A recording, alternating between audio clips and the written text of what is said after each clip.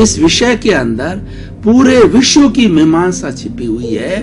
और अगर व्यक्ति इन दो चीजों को अच्छी तरह से समझ लेता है तो वो जन्म से लगा कर मृत्यु तक का जो अवधि होती, जो पीरियड होता है, उसको बड़े बैलेंस्ड वे के अंदर वो जी सकता है। और इसमें सारी समस्याओं का समाधान भी है, जीवन की दिशा का निर्देश भी है। सबसे पहले हम जीव और जगत की मीमांसा का अर्थ होता है कि जीव मतलब चेतना, हमारी ये आत्मा, और जगत का मतलब ये सारा यूनिवर्स, और ये सृष्टि, ये पृथ्वी, ये हमारा पर्यावरण, और जिस जगत के चराचर जगत में हमें जीते हैं उस जगत की मीमांसा करना, मतलब विवेचन करना, उसका एनालिसिस करना, उसका विश्लेषण करना, उसके बारे में जानकारी करना कि आखिर इस जगत का निर्माण किसने किया है और जगत कैसे चलता है। क्योंकि जगत अनादि अनंत काल से चल रहा है, जगत इटर्नल है, जगत पास्ट में था, वर्तमान में है और भविष्य के अंदर रहेगा। ऐसी इटर्नल वस्तु हमारी जगत है। और हमारी आत्मा भी इटर्नल है, आत्मा भी अजर है, अमर है, अविनाशी तत्व है। इसीलिए दोनों तत्व की जानकारी करने का अर्थ हुआ कि हमारा पूरा जीवन जो है हम एक संतुलित रूप से जी सकते हैं। पहले हम जीव की व्याख्या करते हैं। जीव का मतलब चेतन, आत्मा, जिसके अंदर चेतना होती है। असंख्य चेतनामय परमाणुओं के पिंड को जीव कहा जाता है, आत्मा कहा जाता है।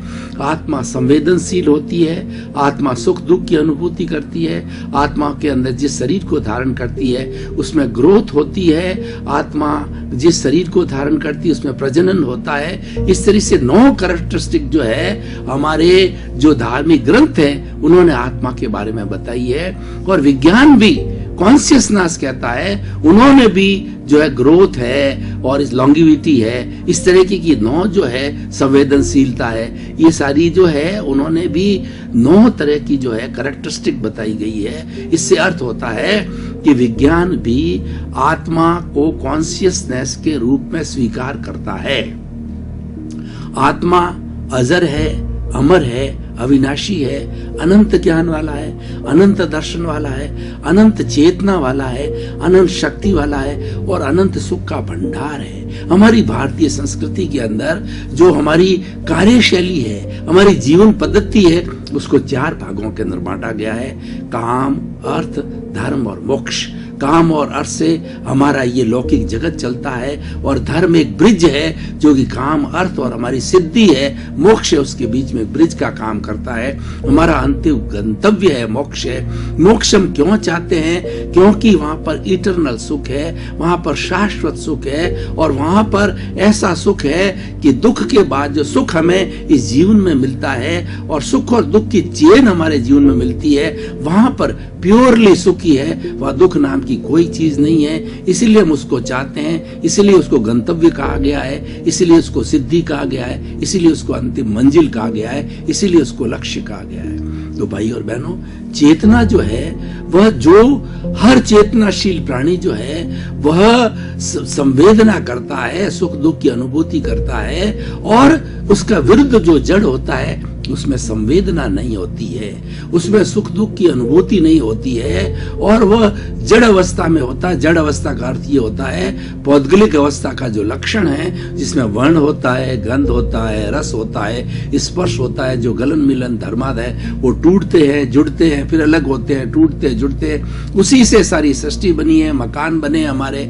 सड़कें बनी है, ट्रेन बनी है और जितनी जितनी चीजें हमारी जो लौकिक जगत में हमें दिखाई देती है, सारी उन परमाणुओं से, पुद्गलों से जो है आपस के अंदर जुड़ करके, जड़ पदार्थ से जुड़ करके वो बनी हुई है। तो ये चेतन तत्व है। ये चेतन तत्व जो है शरीर धारण करता है। शरीर क्यों धारण करता है?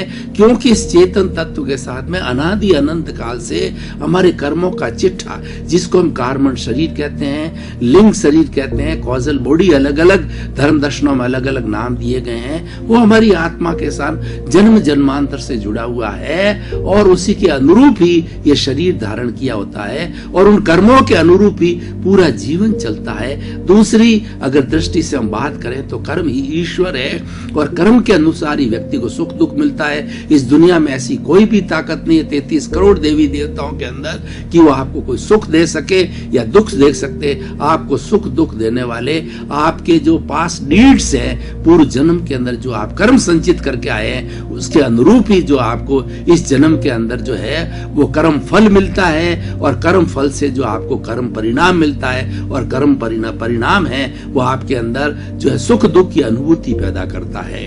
तो ये सारा आत्मा की साक्षी से होता है।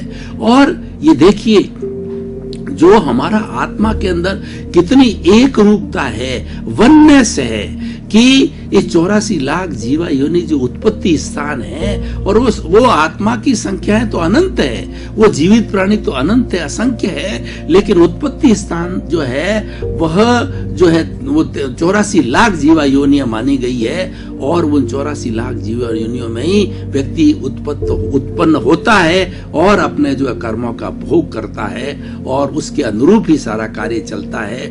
तो ये उस हमारा कॉजल बॉडी है उसके कारण चलता है। उस कॉजल बॉडी को अलग कर दिया जाता है तो सिद्धि प्राप्त होती है, और कॉजल बॉडी जब अलग होती है तो शुद्ध परमाणुओं के रूप में, तत्व के रूप में हमारी पुनः जो है इस यूनिवर्स के अंदर, इस सृष्टि के अंदर वो चले जाते हैं। और जब कभी मन वचन काया किसी भी व्यक्ति का पुनः उसका जो संचय करती है, उसको आकर्षित करती है, जैसे कि मैग्नेट लोहे को आकर्षित करता है, तो वो जो शुद्ध तत्व रूप के अंदर परमाणु है, वो भीतर जो हमारा कषाय है उसके अनुरूप ही जैसी हम भावना करते हैं वो कोटेड हो जाता है, कोटेड होकर के पुनः हमारा जो बैलेंस भीतर जो कषाय है, राग द्वेष है, और जिसे क्रोध मान माया लोभ कहते हैं, वो है उसके साथ में जुड़ जाता है, और ये साइकिल चलती रहती है, और हम जन्म जन्मांतर तक जो है वो सुख दुख की अनुभूति करते हैं, और योनियों के अंदर जन्म लेते रहते हैं, और सुख दुख हमारा चक्र चलता रहता है। तो ये सब चेतना के बारे में है।